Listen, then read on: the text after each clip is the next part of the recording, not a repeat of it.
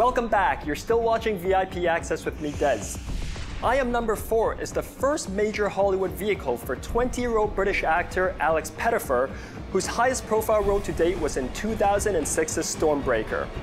This film pits Alex alongside the Hitman's Timothy Olyphant, the Sorcerer's Apprentice's Teresa Palmer, and Alex's real-life girlfriend, Glee's Diana Agron. Expect sparks to fly, literally. I've been on the run since I can remember. You keep your head down. I know how to blend in. You're gonna do well here. John Smith. Okay. You don't want to tell me your name.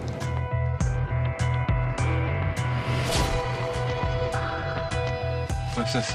Seems like you want to run away. That is kind of private, actually. I've been to a lot of places. I think this is a pretty good place. Henry and John land in Paradise, Ohio. All I ever do is wait for my life to start. And action! Even though he might be from another world, he wants to be normal. Sarah's a loner, but seeing John, it's kind of that opportunity to start over with him. And they have this really intense connection right off the bat, and it goes even further throughout the script.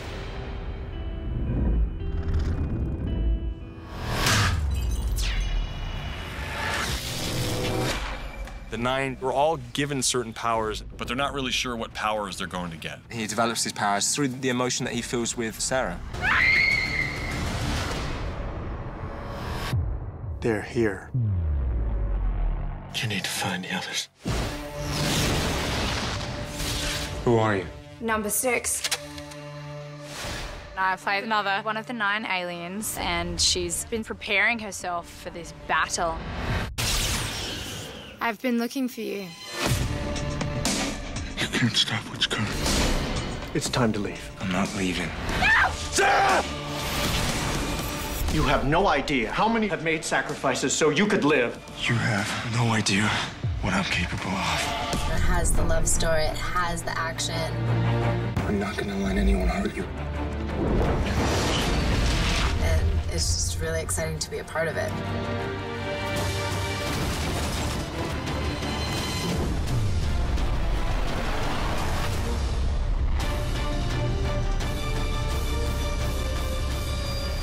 We'll return to the adventure a little later on in the show, but now it's time to see what the scoop has got in store for us. We head to the 54th London Film Festival to take a look at the highly praised psychological thriller Black Swan. Natalie Portman's impressive acting chops have earned her, the film, and the director an Oscar nod each. I had the craziest dream last night about a girl who was turned into a swan. But her prince falls for the wrong girl, and she kills herself. He promised to feature me more this season. Well, he should. You've been there long enough. And you're the most dedicated dancer in the company. An early inspiration was Dostoevsky's The Double, which is about this guy who wakes up and his double is replacing his life. And I really liked that idea. And then after seeing a production of Swan Lake and seeing that, wow, one dancer is playing the Black Swan and the White Swan, so there is this, double thing going on, I thought was just really interesting and fascinating. The foot here like a spider spinning a web. Attack it! Attack it! Come on!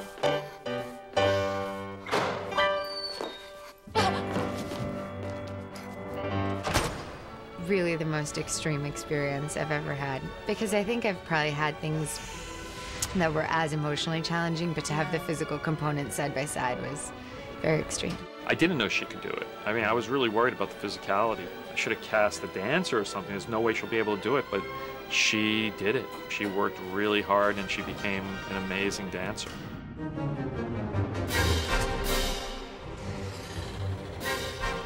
The dancing was probably the most challenging aspect of it. And also to find the acting in the dancing, because it's not just the technical, but also she's a specific kind of dancer. Like at the beginning, she's rigid, and then later on, she has to be much more free. And the beginning, she's timid, and then she has to become much more bold. And to find that in the movement was really exciting, because it's not something you get to do often as a film actor, because it's so based around your face, you don't often see the body. In 4 years, every time you dance, I see you obsessed, getting each and every move perfectly right, but I never see you lose yourself. Ever. I think she's a strong woman more than anything else, and she's very daring, and she works a lot. What she did physically for this movie is, I think, is impressive, you know, because she's not a dancer.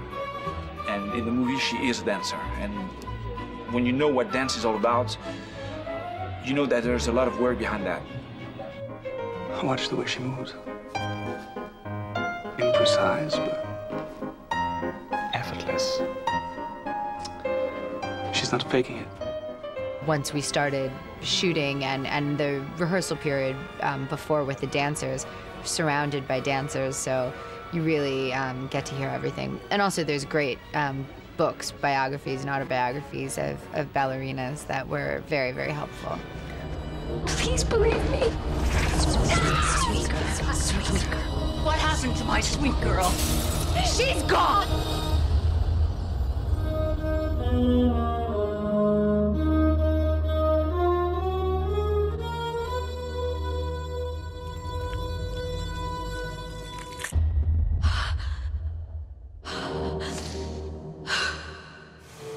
Another festival highlight was the opening night gala, Never Let Me Go, a haunting story of love and loss based on Kazuo Ishiguro's acclaimed best-selling novel. Students of Hailsham are special. Yes, Miss Emily.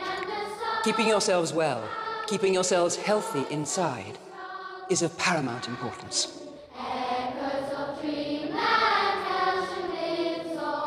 I found the book really moving, and my key objective was to somehow transfer the book to a film and have it be as moving. I'd rather that people discuss those at dinner afterwards and not think too much during the film, because I want people to be emotionally engrossed in a film.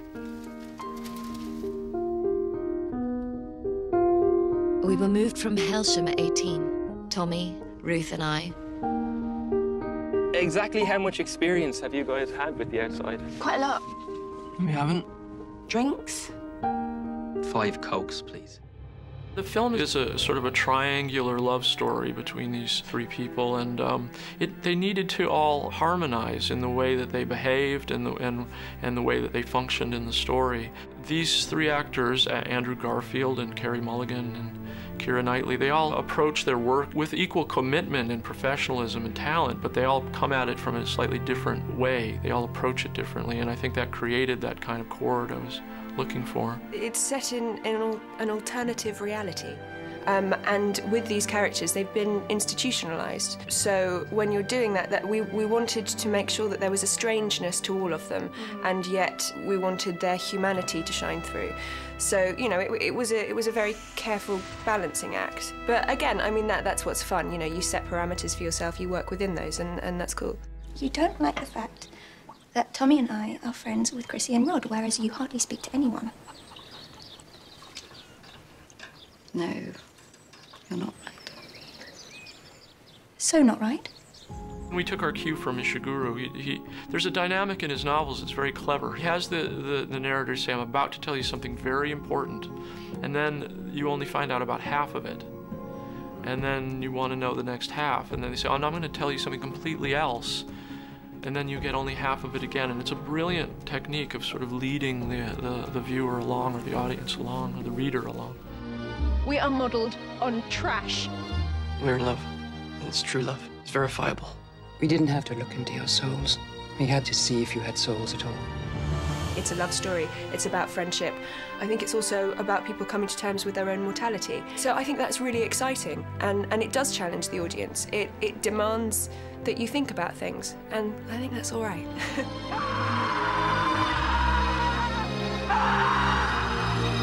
I wish I could help you. You poor creatures. Maybe none of us really understand what we've lived through, or feel we've had enough time. After a serious take in Black Swan, Natalie Portman kicks back and has fun with Ashton Kutcher in the romantic comedy No Strings Attached. You don't remember my name, do you? Hey, Adam. You left your socks in my room. Did I? Hey, champ. Hey. What happened last night? You made my body hurt so much. You're up. Emma, did I have sex with anyone in this apartment last night? No, you didn't. Comedy is very difficult because it's so easy to lose the comedy in the playing. And, you know, my job is to sort of remember and focus on what that part, how that should be, and keep it very consistent from shot to shot, from scene to scene.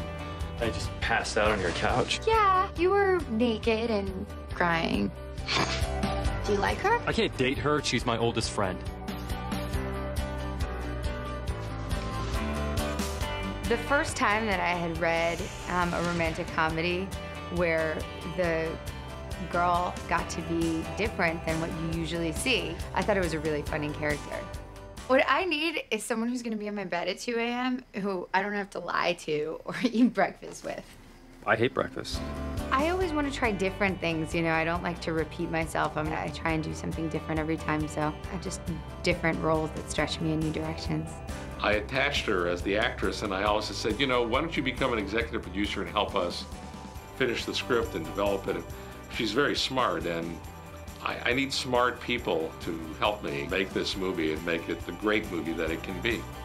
Maybe we should establish ground rules. No lying, no jealousy. Don't list me as your emergency contact. I won't call. Don't ask me what I think about your body. Deal.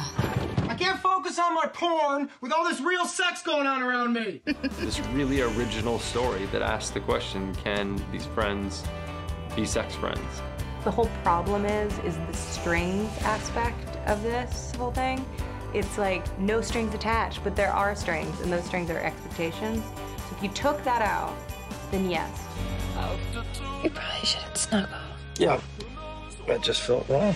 So you could have enemy sex, but you can't have friend sex. You understand? I really like you.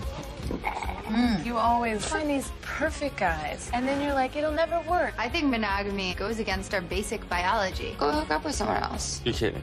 Okay. It used to be that you met someone, and everything that you learned about them, you would have to learn from their friends, their family, or them telling you themselves. Now, as soon as we meet someone and we go home, the first thing people do is they look them up on Facebook, they look them up on Google, and so you can find out all this detail. I think all this information's on the table, and so people, you know, want to sort of slow play the interpersonal relationship in a slightly more casual way. I'm gonna call every girl in my phone until someone agrees to have sex with me. Toast to that. That is a terrible self-destructive plan, and we're behind you 100%. You are such an overachiever. Thank you.